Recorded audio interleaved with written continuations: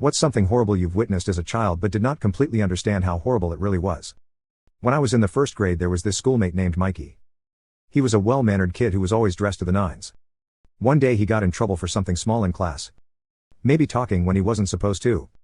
Being out of his seat when he wasn't supposed to, or not following the typical rules. It was something he was bad to do, but at the same time it wasn't something one would get into serious trouble for either. The teacher kindly reminded him of the rules, that he would go to recess 10 minutes late and that she would inform his parents. Hit the fan. He just completely broke down once he heard his parents would be told. He was crying profusely and screaming. He was uttering phrases like, "Please don't tell them. I'll have to drink hot sauce, I'm gonna hurt so much." And other phrases like those. The teacher tried to calm him down to no avail when she finally called for assistance from the principal's office. Once the person arrived to our room, the teacher went into the hall to talk to them.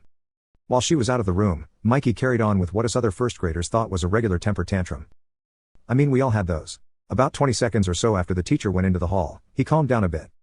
He was wearing a tie that day and then proceeded to take it off. He then wrapped it around his neck and started to end himself in front of all of us.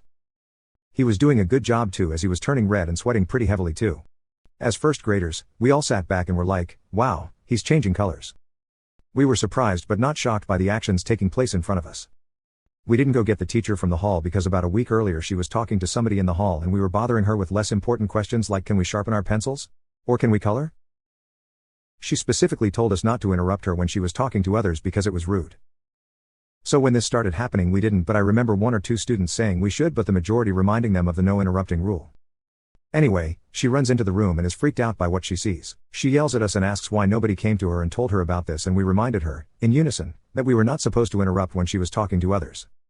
We were 6-year-olds and weren't aware of what was really happening with Mikey, so we thought the rules applied.